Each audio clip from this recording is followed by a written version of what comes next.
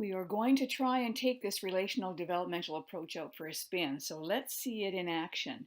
This relational developmental approach is great for all children and youth, but I am more focused on those students with unmet emotional needs, which are over and above the needs of more typically functioning, well-adjusted kids. Most of our students are well adjusted. It's our walking wounded students who need extra levels of service through interventions to support their emotional development. Otherwise, we will have no end of problems attempting to teach them or have them function in groups because they are not mature or resilient enough for the usual challenges of school environments. This presentation is focused on the tree trunk of the relational developmental metaphor. A sturdy trunk is created by those adults interacting daily with a child or youth. I am calling them practitioners because parents can be practitioners, teachers are practitioners too, and possibly counselors, psychologists, and administrators are as well, especially if they can be resources for a student on an almost daily basis for at least a limited period of time.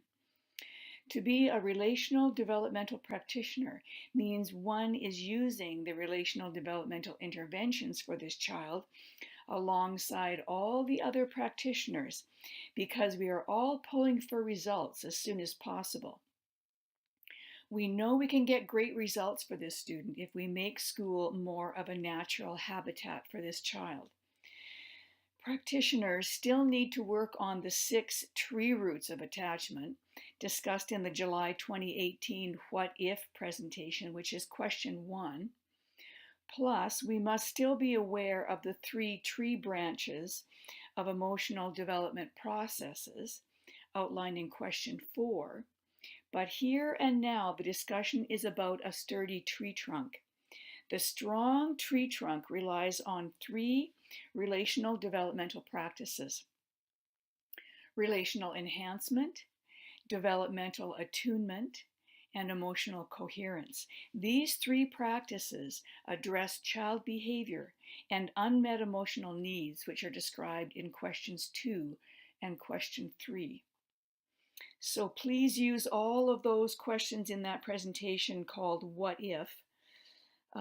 This series is meant to be like reference materials. So the 5 parts of that presentation, which were posted in July of 2018 on LinkedIn and YouTube, can be found under Devin Wolfe Applied Attachment Thinking for Schools.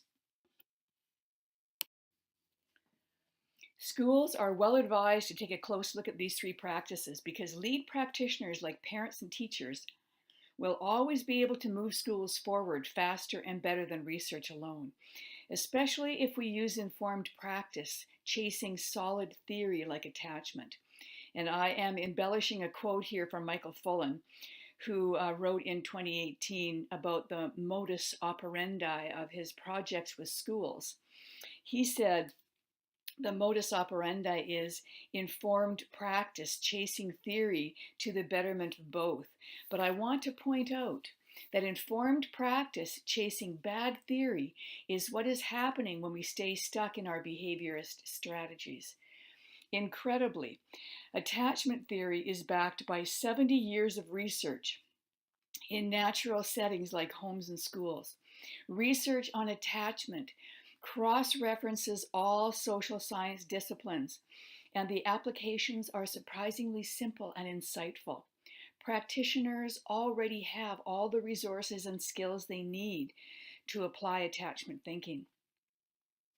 Yet let me explain the 3-sided dilemma for practitioners wanting to switch from behavior thinking to attachment thinking.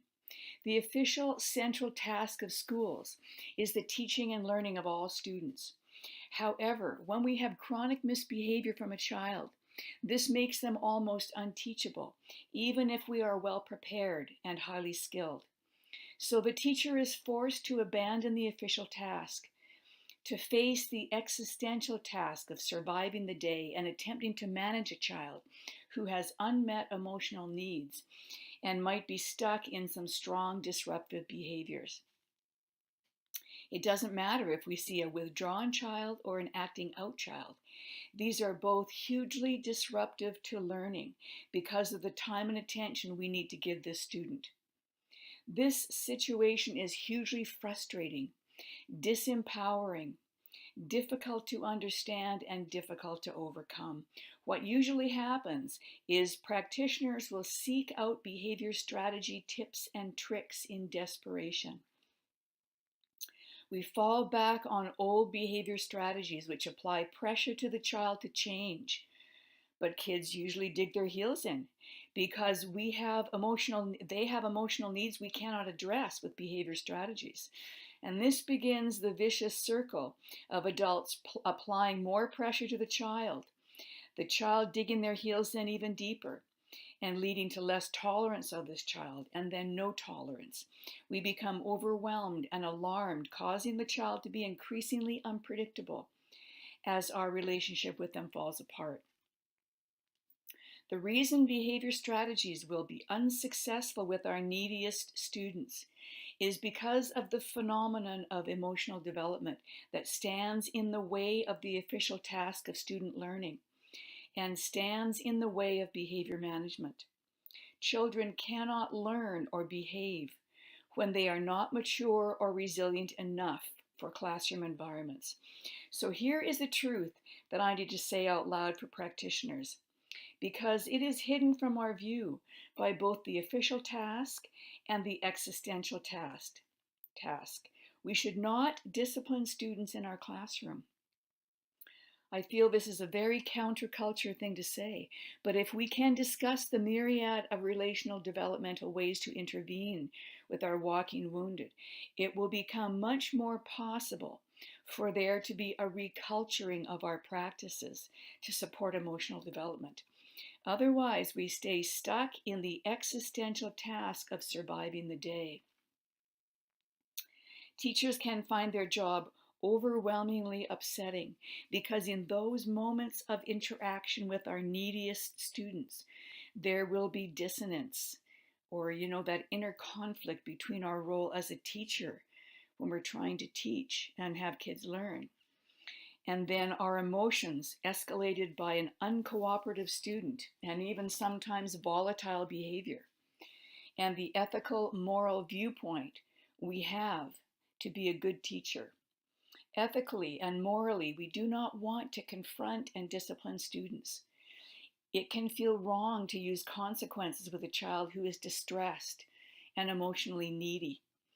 It can feel wrong to send kids out of our room, send them to the office, or when we say, I can't work with this child, but it happens to us when kids chronically work against us.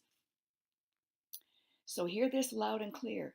Teachers and parents are overwhelmed because chronic misbehavior is much more an issue of relationship or development or emotionality than it is about a student's self-control or self-regulation.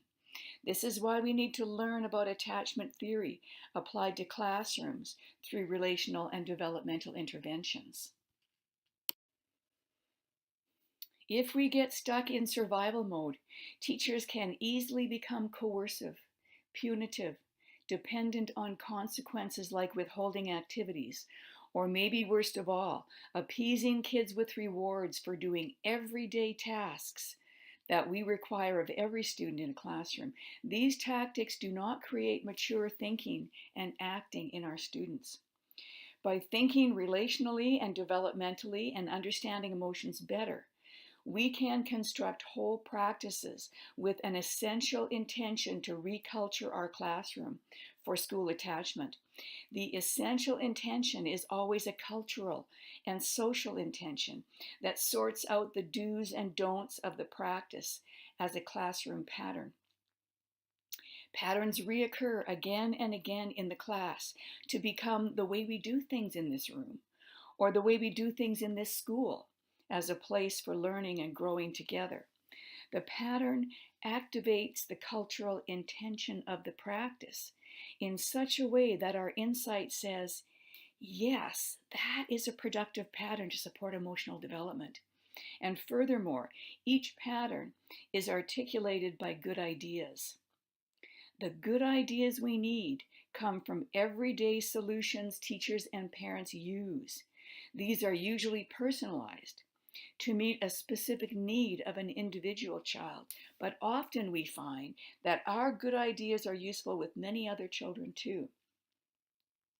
This is because relational developmental ideas are good for all kids, and additionally are generated within a very specific context of this classroom or this school or this family. We can make this idea work because all we need is ourselves as a resource. Good ideas protect the integrity of the overall practice because our good ideas align with the intention of the practice, and they can reasonably come alive as an everyday pattern because we have the resources at hand.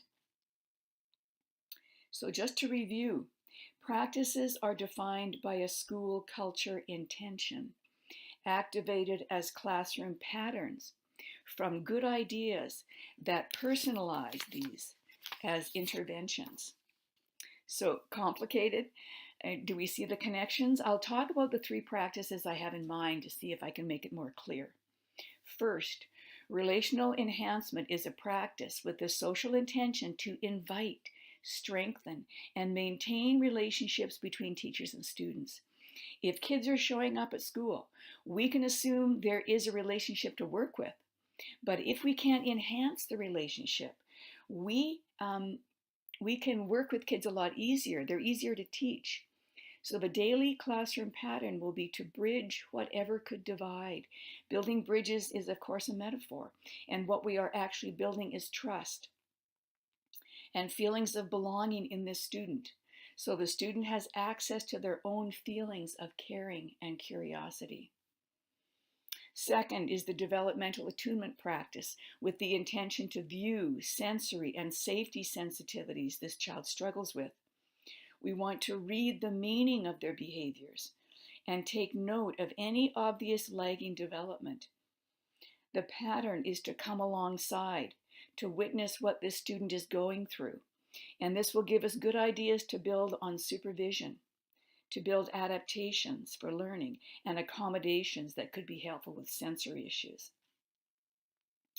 And third is the emotional coherence practice with the intention to scaffold toward reflection.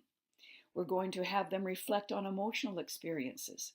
So the classroom pattern is to draw out mixed feelings so we can build a greater depth of emotional awareness. We can improve participation at school and improve this student's use of goal setting. So those are the three practices, and I'll go into detail with them now and talk about interventions. Relational enhancement is a practice with the cultural intention to invite, strengthen, and maintain adult and student relationships, because disconnection or separation can be a central experience for our less resilient students. They have a long day at school, often with daycare added on, or moving between mom's and dad's individual homes.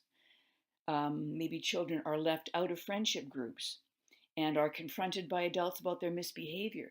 These are alarming experiences for less resilient children and youth, often resulting in the use of anger or bullying to suppress feelings of embarrassment or shame, or resulting in a student withdrawing from participation to avoid anxiety from escalating to alarm. So the classroom pattern is to bridge whatever can divide. Adults will have to become experts at reconnection, to notice when kids tune us out, or shut out their friends, or they numb themselves out. These are all signs that mental health is declining. And the personal ideas will build on trust and feelings of belonging to access caring and curiosity in students. There are so many great ideas for building trust with our students and nurturing feelings of belonging. Trust and belonging are crucial for students to be relaxed and vulnerable enough to access their own feelings of caring and curiosity. This puts the teacher fully in charge for authentic learning to take place. Additionally, we need students to look up to us for new learning and seek us out when they need help. Okay, let's look at some examples of interventions. for relational enhancement. Relational enhancement to bridge whatever could divide. So we're going to look at sameness. Use sameness mode from the roots of attachment to point out again and again how this child is similar to us, what this child has in common with us. We aren't asking them to agree with us. We are just building feelings of belonging as the groundwork for relationship. The easy starting point is to note visual details. So we can say, you got the memo on wearing a red shirt today. Our shoes are kind of the same. Or, that hat reminds me of one I used to have. Next, note the student's interests and strengths.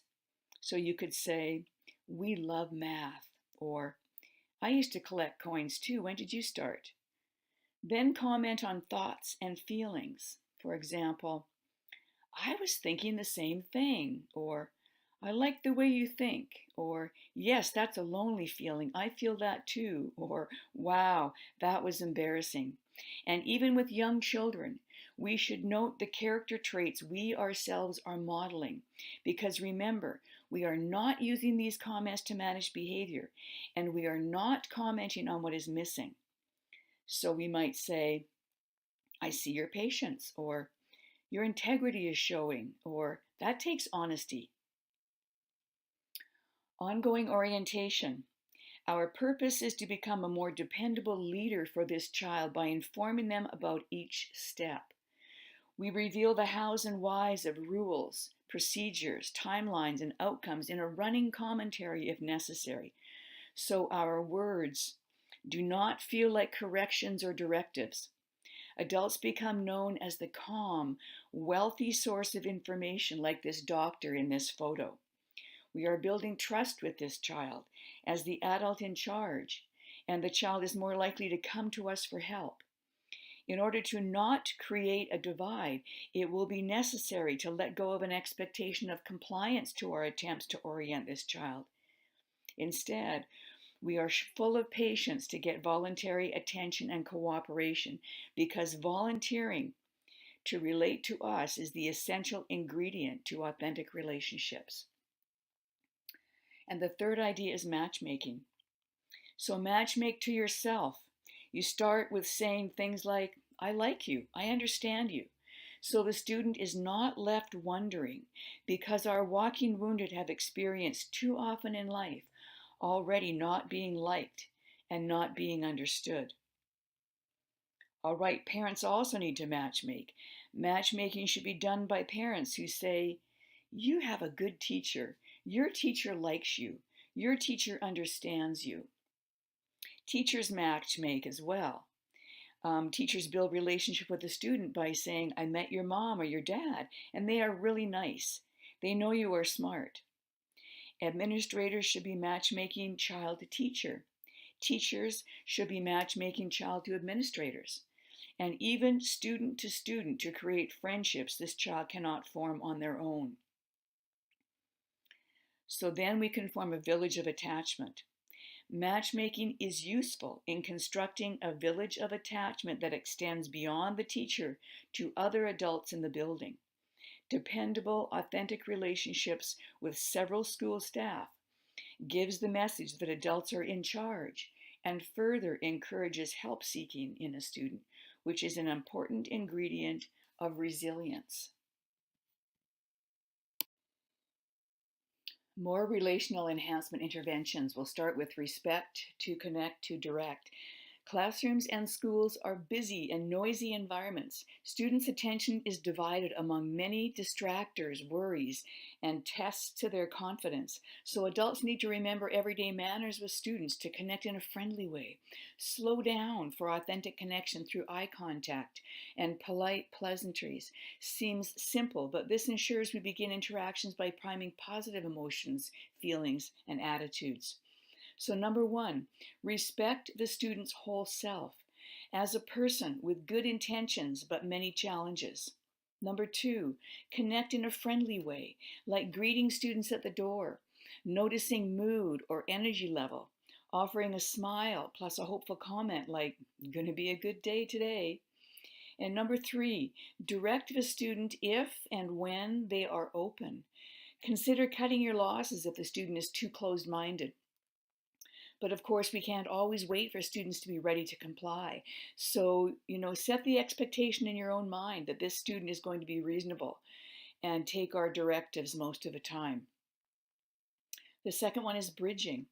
This is essentially a cultural ritual, like saying, see you later.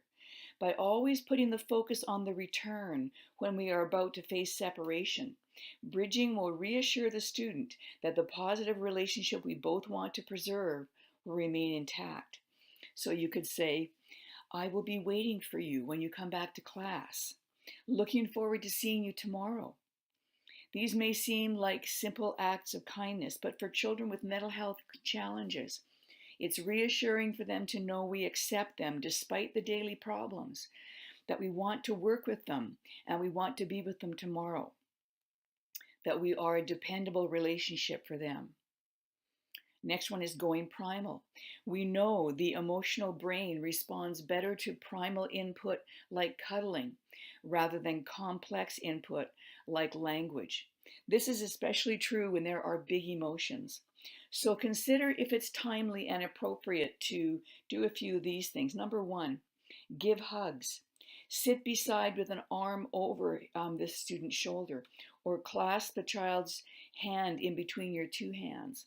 Hold hands, or touch this student with caring and reassurance instead of talking.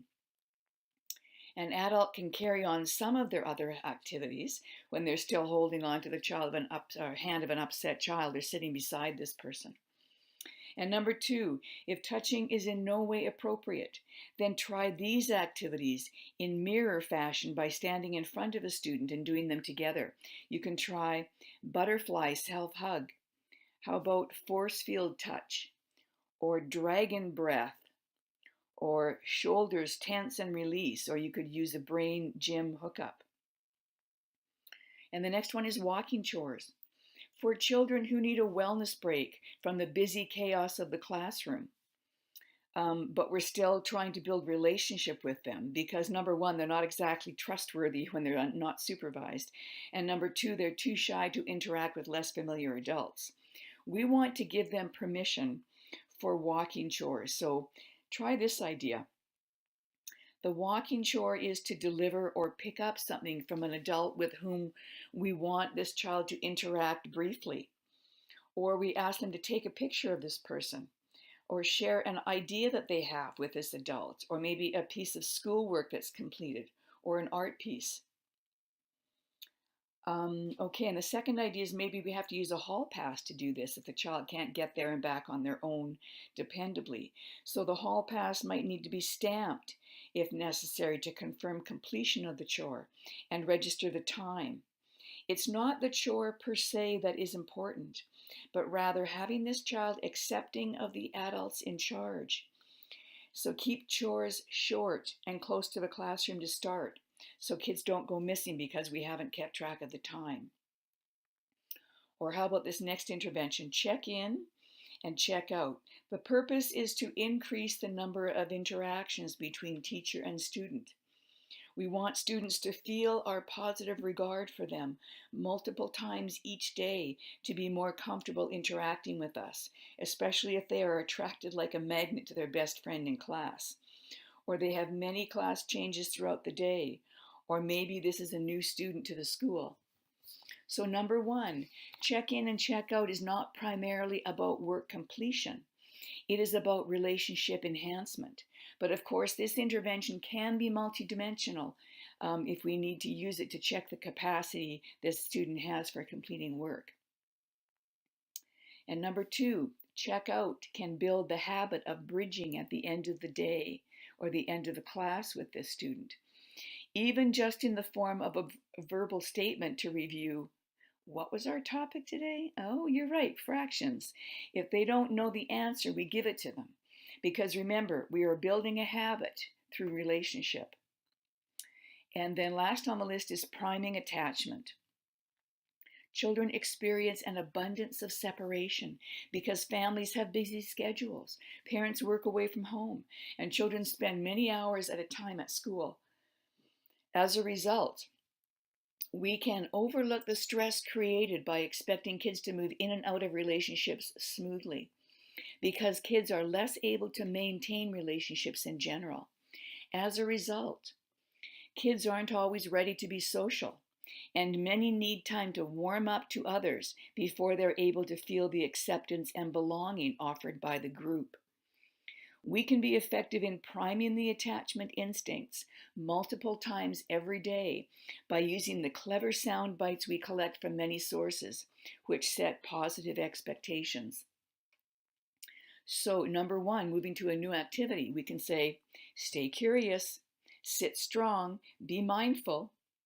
And number two, when students go off to work in partners or groups, we say, add to the fun, sharing is caring, kindness counts, bees to honey.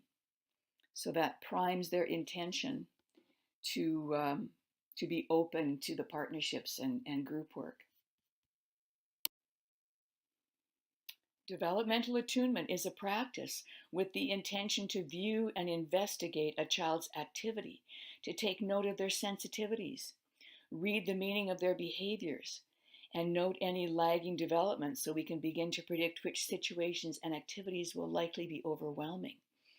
This relies on practitioner awareness of how emotions function, to be able to read the significance of somatic complaints, aversion responses with emotions, contagion of emotions, and alarm in emotions, the role of development in effortful self-control, and also how observing children at play is diagnostic for understanding potential growth with work completion and classroom participation. The developmental attunement classroom pattern is to come alongside, and this requires us to witness what is missing developmentally to result in poor emotional coping. We can consider how to investigate to gather small data in everyday examples of sensory sensitivities, situational frustrations, struggles with attention and concentration, and triggered reactions. And what about cultural differences? It will be a challenge to learn to read the meaning of this child's behavior as their coping breaks down, but teachers are excellent with observation. Great environmental fit is all about developmental readiness, and many of our walking wounded are developmentally less prepared than others. So the personal ideas that we need will build on supervision for safety sensitivities, build on adaptation for learning needs, and accommodations for sensory sensitivity. Okay, so let's take a look at some interventions. Developmental attunement interventions. The first one is personalized supervision. Each of us has our own individual profile of background knowledge, skills, attitudes, aptitudes, and preferences, even if we are twins or triplets or something beyond that. So we cannot each participate equally at all times. Practitioners need to predict problem situations with this child as best as possible, to know when to assume responsibility to keep this child safe. In fact, with children who are impulsive and reactive, it is adult supervision that will keep them out of harm's way and keep other students safe as well. So try these ideas or generate some of your own. Number one, use a soft start in the morning, like going through the front doors at the bell, entering before the bell, or being supervised with a quiet activity to avoid the confusion of the early morning. Number two, avoid crowding and hallways if this child reacts with aggression to being bumped and jostled. Number three, use a buddy system if they are easily victimized in the washroom where lots of misbehavior can occur. And four, adults could matchmake at recess so the child spends less time alone, or help this child change activities more often because they get too aggressive or over-controlling with certain peers. And number five, use an alternate activity with supervision for recess or gym because these are threatening environments for this student. We do this already all the time, don't we? However, when we frame this as an intervention, we ask others to join us in using these ideas with a particular child, and it results in several practitioners tuning into this child's developmental vulnerabilities. Fewer incidents makes for a more positive day for this child, and avoiding a laundry list of daily frustrations helps this child to like school more and be more cooperative. Okay, the next one is co-regulation. Attachment theory has become one of the most influential conceptual frameworks for understanding emotion regulation. A core purpose of attachment is co-regulation of emotion by using physical proximity. Co-regulation is particularly effective in soothing anxiety and additionally buffering children from mental health issues because mental health issues are all anxiety-based. Effective co-regulators can set the emotional tone for a child as they leave for school. So we have to know this is our role. Children and teens can swing from one emotion to another and take the adults with them. This is why kids need experiences in many settings with sufficient co-regulation over long periods of time to become proficient with effortful regulation. Practitioners are advised to see the importance of using more co-regulation more often. So think about these. Number one, proximity can include getting a smile and eye contact without words to regulate a child's emotionality even across the classroom. Number two, transition items like a teddy bear that smells like home can be emotionally regulating. Or what about a photo of child and parent for this child to gaze at when they feel upset? Or a special trinket or jewelry for older kids to remind them they are precious when apart from their parents, and even a worry stone from your favorite teacher. However, when a student rejects co-regulation, they give us a look or a statement that rejects our caring. This is a direct cue to quietly investigate how the student is struggling. Move in, look, listen as you come alongside because we often miss why children are rejecting attachment. A student left to deal with too much frustration, separation, or alarming feelings will not be able to access their instinct to attach by accepting our caring. And the last idea here is accommodate play mode. Young children can take considerable time to mature from play mode into work mode thinking. When kids are stuck in play mode, they don't get the point of a finished task because they lack goal-oriented thinking. Play mode is about exploring, experiencing, and fun, but not completion. So number one, get playful with any age group. So our students will want to overcome stuck attitudes to pay attention. They will sustain their attention longer and be less prone to unproductive divided attention. After all, lots of kids have great difficulty with goal setting, so they will need energy boosts to their attention. So get playful. Number two, lead with play. Dance the child back to the coat area to put boots away and follow the leader style. Or put your head on the desk and feign falling asleep because you are agreeing that the task is long and difficult. Although still try to make some headway to completion. Often students underestimate their capacity and ability, so we have to be pushing for more from them. So even though we lead with play, we still try to, be playful all the way to completion of a task. Number three, game formats are not always play. We need to consider this. If we're collecting points or keeping score as part of the game, this can unwittingly be confusing, hurtful, and counterproductive when students are not developmentally ready. They are still more in play mode. Hence, the value of something maybe like a classroom marble jar, like a virtual jar on the smartboard even, that collects marbles in group efforts with young children so that they can focus on growth and cooperation. Because too often, if we keep score and use numbers, this is a focus on status, like winners or losers. And we need to be aware of agendas that push work on children too early, since these will backfire and stir up frustration and resistance. But we do have kids with more of a competitive frame of mind, and they will respond to beating their own best time as a form of goal setting to compete with themselves. So those can be very productive too. I would say assignments and chores are good, very good. We want kids to always be having to take on new chores and new tasks at school. But if we're not playful enough early on, everything will feel like work to them. So consider those ideas. More developmental attunement interventions. Document sensory sensitivities. Fidgeting and obsessively repetitive movements are signs that this child is struggling with sensory oversensitivity and safety needs. Greater sensory sensitivity means less filtering of environmental noise in general. Distracting sensations can come from a surprisingly wide array of sources in healthy kids, but also chronic sensory issues cause anxiousness, so kids struggle with feeling safe and calm.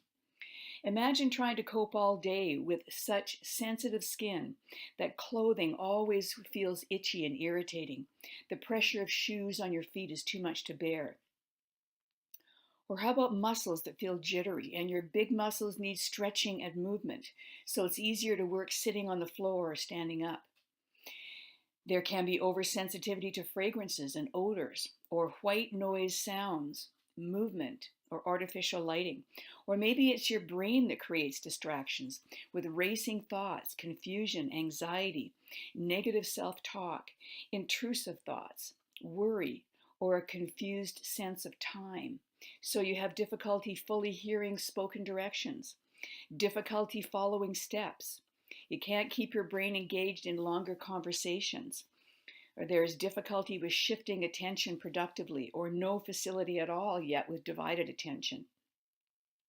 And you can only sustain your attention in chunks, so struggling with attention and concentration for learning is going to be fatiguing and leaves you feeling irritated, emotional, oppositional, and even results in chaotic behavior or outbursts.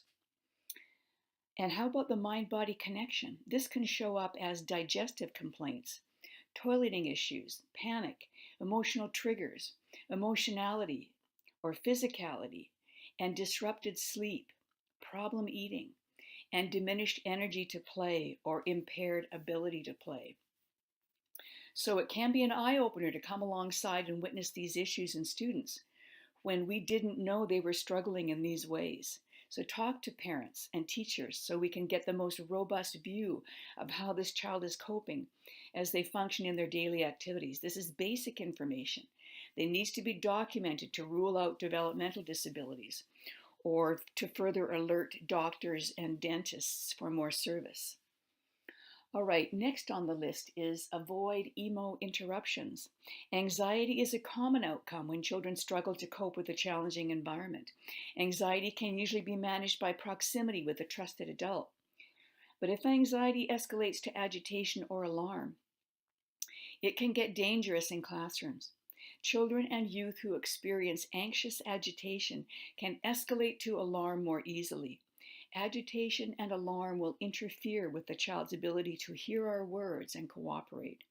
So we have to have levels of backup plans to help prevent these emotional eruptions.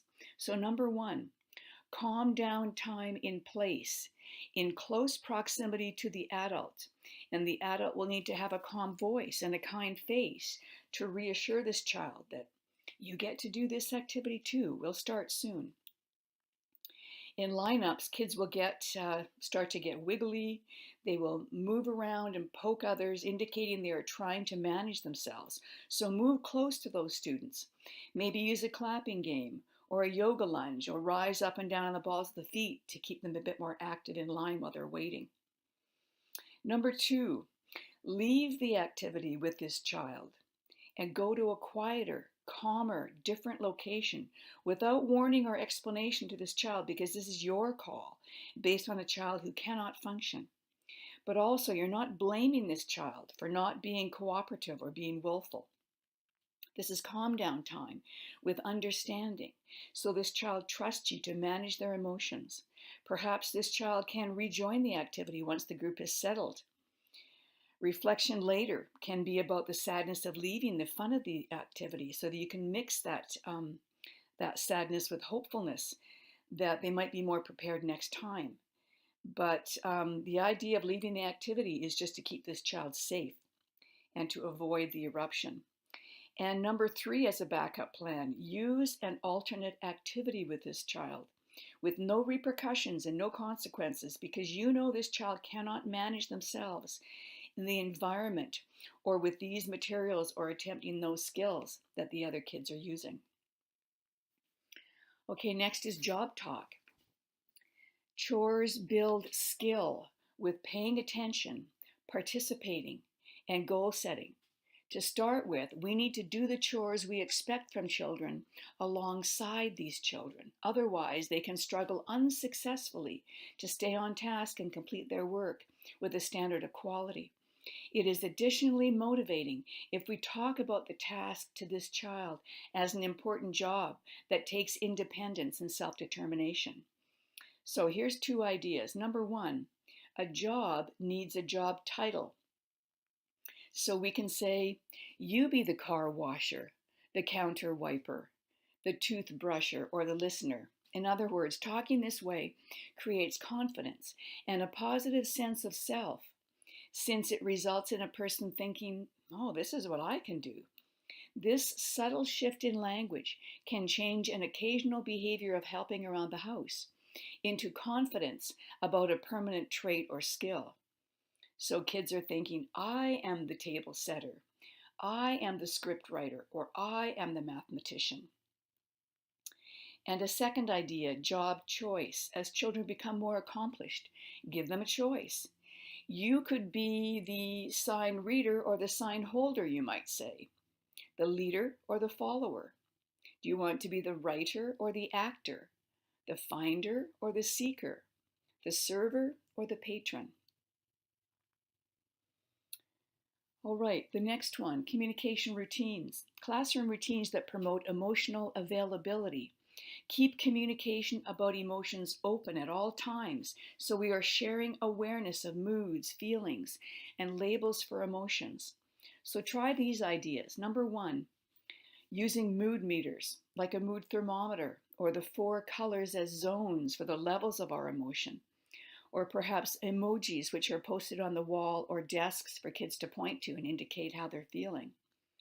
Or number 2, checking in throughout the day can help regulate feelings or shift moods, and interventions or wellness breaks can be, shifted into to prevent behavior outbursts. Lots of practice is needed talking about emotions and using vocabulary to label emotions. And the result is that students can identify their experiences more willingly and communicate more clearly. And a third idea, wellness breaks. Plan ahead to give students more independence to take a wellness break if they are responsible enough. There's no need to interrupt the class. Just have the student hold up a permission card or form the sign language letter W for washroom or walk. Or how about the letter O for office? The teacher and student can communicate across the classroom and minimize interruptions. It's better to have a student take a quick break to move or get a drink or check in for a pep talk with the administrator in the office, rather than to let misbehavior be the indicator that boredom and fatigue are setting in. And the next idea is sweat factor. More typically for boys, but also for any student needing much more physical activity than is normally provided in school, plan more movement breaks. Use movement breaks also as respite for students who have a pattern of acting out or becoming aggressive or withdrawn in class. There is no good purpose in pushing a child past their limit of anxiety or impulse control if it can get dangerous. The most productive movement breaks provide vigorous activities to calm down aggressive energy by increasing the heart rate sufficiently to get the body sweating and tired. This is actually the purpose of a tantrum, to express aggressive energy, but the sweat factor should ideally displace the need for a tantrum. Just remember to up the fun factor so kids will want to participate on the schedule that you propose, since most likely it will involve another adult supervising your students out of the classroom for breaks. So think about these ideas. Number 1, a sweat factor group. Mid-morning schedule could include an administrator collecting 2 or 3 students needing vigorous activity to do lifting and carrying help around the school. Or maybe they're going to do laps on the school field as a fundraiser. Perhaps circuit training would be really challenging for them, and they could maybe beat their own best time or their best total reps. And a second idea, more gym time. If students are missing gym time with their own age group because it's too overwhelming for them, they might enjoy gym time with younger students. So talk to one of the teachers that has a younger group of kids, because this older child could be actually quite helpful. If this student is highly skilled and athletic, it could be useful for them to join gym time with older students. And the third idea, DPA. Teachers use lots of DPA, but if it's not too disruptive to allow individual activities within the classroom, these can be some good ideas that you could use. Since they raise the body core temperature slightly, you could use a stationary bike, or maybe hanging upside down across the seat of a chair, wall push-ups, beetle on your back on the carpet area, or maybe chair yoga routines. And the last intervention is priming goal setting. Goal setting is developmental and depends on abstract reasoning about cause and effect and how to make choices. So yes, children need time to develop, but we can still support students to begin engaging in goal setting in simple ways. So think about these ideas. Number one, try using if-then thinking. So we can say, if you put the toys away, then it's break time. Or if you clean your room, then we can go to the mall. A second idea, first things first, is a great habit to build, and it can be stated just as simply as that, so we can prime the idea with just 3 words. This also avoids committing to whatever fun might happen next, which is implied with the if-then thinking. So we just say, first things first, then we'll talk about what's next. And number 3, sharpen the saw. This gives a bit of a visual that helps kids realize that there's lots of things that has to happen before there is going to be mastery, before that saw is going to be sharp enough to do a really good job. We can also talk about, mistakes before mastery. And number 4, beginning with the end in mind. So we can prime this goal setting with keep your eyes on the prize, and whenever possible, take advantage of a student's heroes in pop culture to point out how we all must face challenge before championship.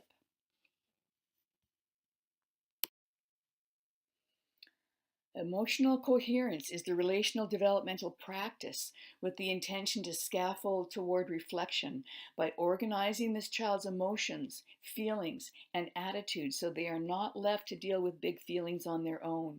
This takes a lot of discussion, and even story formats can be well used in elementary schools for this purpose. This enables a student to approach a shared depth of understanding about the purpose and nature of the emotions they experience. Plus, there should be opportunities to discuss how emotions, feelings, moods, and attitudes are somewhat different, which emotions are most difficult for us, and which feelings we can be stuck in as a way of understanding our whole self better. The pattern is to draw out mixed feelings, and a deeper understanding of emotions includes awareness of mixed feelings and the dissonance we endure because we are torn between strong opposing feelings.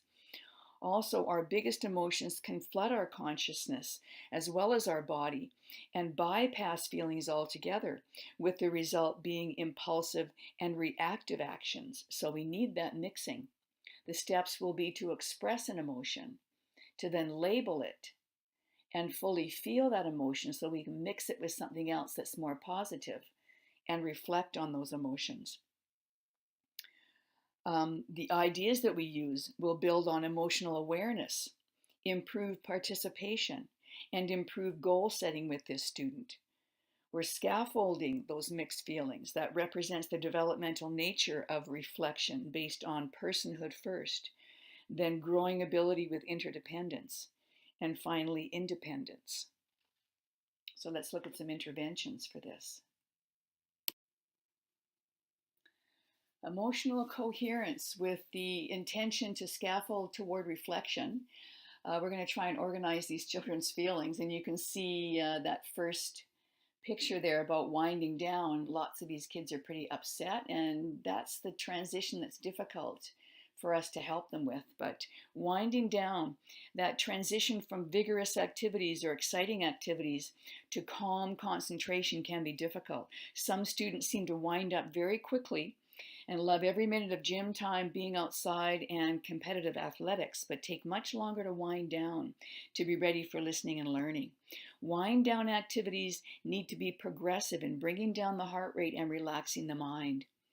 Winding down might need to be used regularly when certain students are trying to transition back to the classroom, but they have great difficulty doing that. So attempt to read their energy level and their ability to pay attention in the moment to see if they're ready to get back into class. Lots of energy requires a transition activity before returning. So try these transition activities. Number one, if they're standing up, they can do mountain pose with dragon breathing and brain gym hookup. Or number two, if they're sitting down, they can use a yoga meditation pose with eyes closed and balloon breathing, that 3-level breathing. Or number three, if you can get them laying on their back at the end of gym time perhaps, they should put their arms in a T position, bend the knees to put the feet flat on the floor, and then flop your knees over to the left and turn your head to the right so you have a spinal twist. Then move your knees over to the right and head to the left so that you reverse that twist. It can be very relaxing. Frame frustration. Children are not born with knowledge of life's limits or realities, and teens are not fully equipped for life's challenges. In fact, everyone struggles with the challenges of life, so we all face frustrations. Sometimes we can learn a workaround or a do-over that relieves the frustration, but without frustration, we cannot adapt to the way the world really works and have a satisfying social life to work and play well with others. As we adapt to the world around us, we become better problem solvers.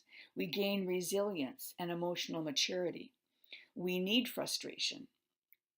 The hardest frustrations that we face are limits and restrictions, not being able to control others' actions and decisions, or an inability to master skills, or not achieving or getting what we want or what we feel entitled to. So let's try these ideas. Number one, depersonalize this feeling of frustration by talking about frustration as if it's an object we can look at, comment on, and work around. So we say, I see your frustration. Oh, I hear frustration. Wow, this is frustrating. How can this work better? Number two, resist blame. Frustration will be more difficult to manage if it also includes blame. Blaming others justifies anger, and so we hear kids say, I hate her, it's her fault. Blaming myself creates guilt. So we hear kids say, I should be able to do this, everybody else knows how. Or this third idea that blaming who I am creates shame. So kids start to say, I hate myself. I never do anything right. Emotions come before feelings, and as a result, those kids with big emotions have no access to their feelings of caring and responsibility in the moment. So blaming can occur, escalating both emotions and aggression.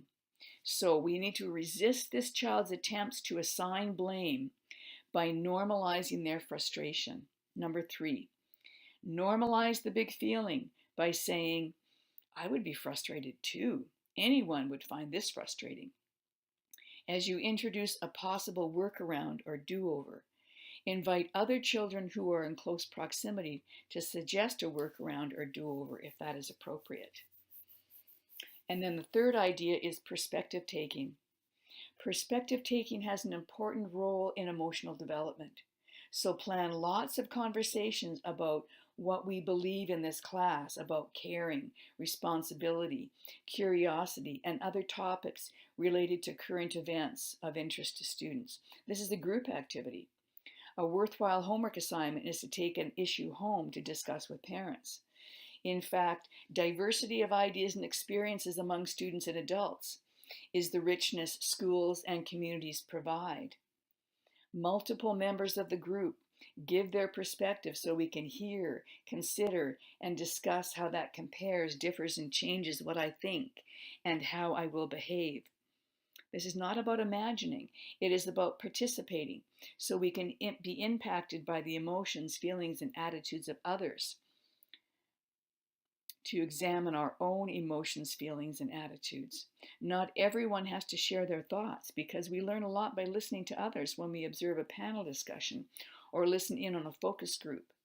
And besides, written responses are fabulous. Write an opinion article, persuasive essay, or make a new list of rules based on the opinions and arguments you just heard.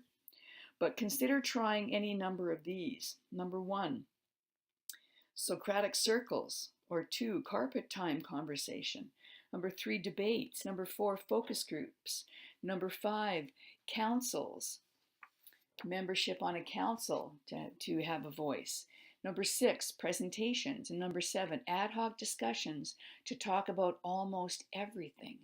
Even adults need practice taking multiple points of view. All right, emotional coherence interventions. Whole body listening breaks down listening into physical parts which can be talked about as objects of our effort. We might say, even if you have excited legs from gym, or worried thoughts, or busy hands, relax those right now for good listening. When a child is struggling to stand still and listen for whatever reason, we could say, you're not listening. But isn't it better to avoid blame and put downs by saying, I see your legs have a different idea, but if you stand strong, your ears will listen. All right, the second one, managing tantrums. Tantrums call for mental health first aid, so we need to listen to the emotions rather than the words or actions. We spoil the adaptive process if we interfere too much, and we will certainly misread the emotions if we take any of this personally. Remember, tantrums are part of being an immature person, but also they are not fun for the child either.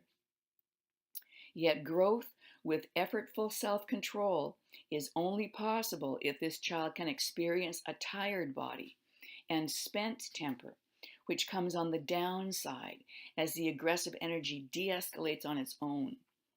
Resilience and a small measure of effortful control are very good outcomes, but these will only result from a tantrum that comes to its own de-escalation.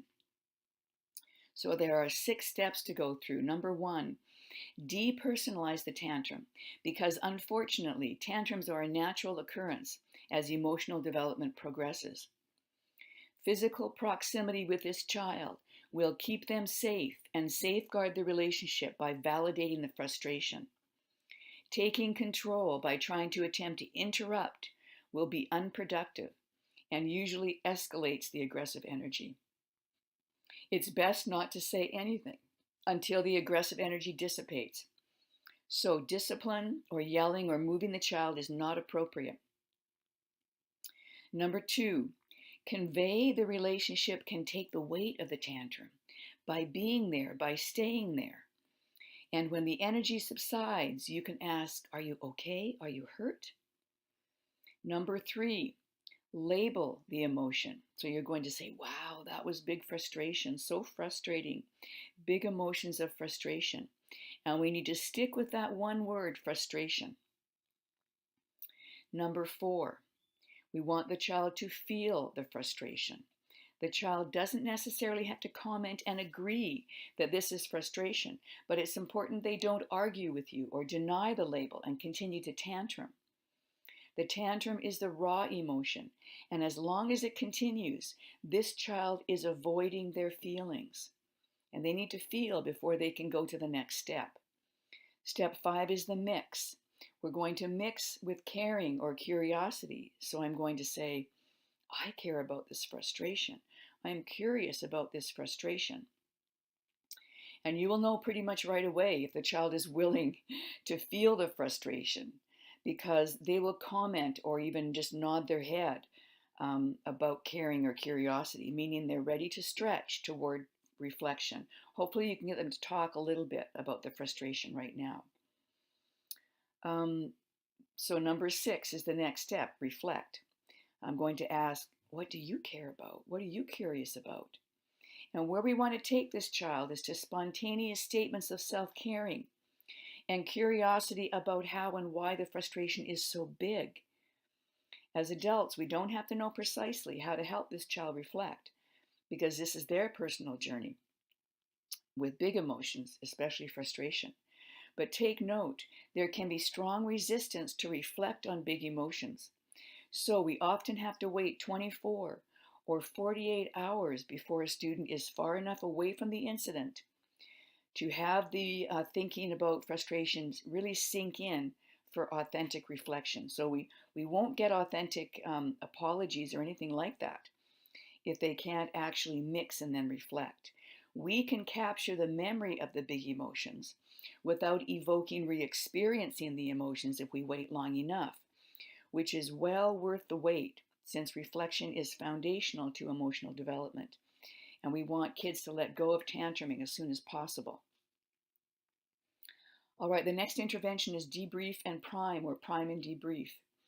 Priming attempts to encourage or invite those feelings and thoughts which will be most advantageous for the student to manage the upcoming activity. So the first step in priming is to say, get ready to use your patience, to prime them to think about what they're going to do.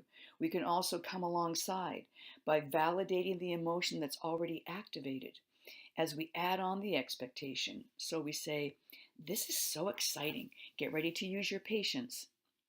This gives the child a bare bones framework to expect a meaningful experience. The framework is to have a feeling about the upcoming activity and then know what to do right in the moment. And the second step then is debriefing. This is reflection after the activity has happened. So this is an open-ended review of the activity from the student's point of view. So we want to ask, how did that go? And using an open-ended question like this is really useful to gather information about what did the child comprehend about that activity? What is a manageable chunk for them to talk about? And what was most meaningful in that experience for this student? After debriefing, you can always go to priming again too and talk about what might happen the next time they're in that kind of situation again. All right, hidden rules. You need to talk about etiquette with hidden rules because these are so often left unspoken. It can be surprising how often children and youth are assumed to be acting out when they simply haven't been able to fully appreciate the social rules most everyone else follows because these are unspoken expectations. So consider these situations when etiquette might need to be taught directly. Okay, here's some ideas. When entering a building, entering the school, what's the etiquette there? Or at lunchtime and handling food, dressing for the weather, games of all kinds and their rules. How about entering into class discussions or respecting personal space? The steps of cleaning up, or how to behave in the library, playground, hallways, assemblies, or sports events. All right, and the second step to think about with hidden rules is teaching is not just for teachers. Classroom teachers can be ideal for most issues at school, but also administrators can be very effective to review rules after major holidays and when seasons change. And additionally, think about which adults in this child's life is best to do the explaining. So for example, I like fathers to teach and reteach rules about public washrooms to their sons. And I want moms to do the same with their daughters. All right, the next intervention, or the last one, I guess, on the list here is prime social awareness. So take the time to go over hidden rules or prime and debrief to make sure the student has sufficient understanding or has another chance to review the social expectations in upcoming situations. Because if children and teens are corrected and reprimanded for social awkwardness in public, this can evoke overwhelming embarrassment And being embarrassed in public will leave lingering feelings of anger, guilt, or shame. And each of these strong emotions can be difficult for a child to manage. So instead, again, use sound bites to remind students of that previous teaching point and coach them through the moment.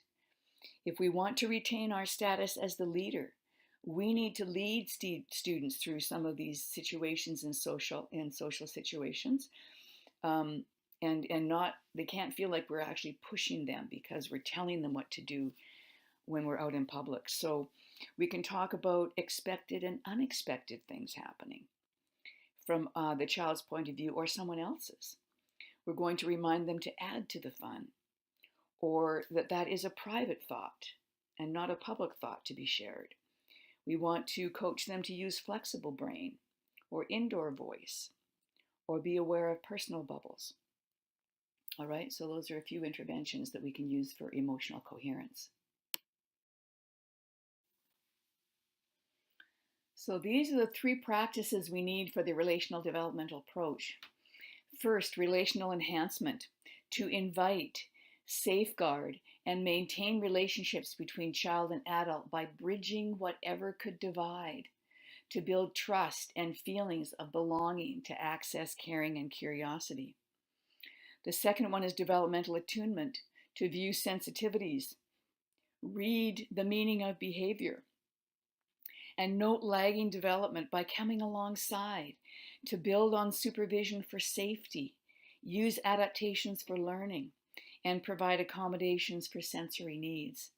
And the third one is emotional coherence, to scaffold toward reflection on the purpose and nature of emotions by drawing out mixed feelings, to build emotional awareness, also improve participation, and also activate goal setting.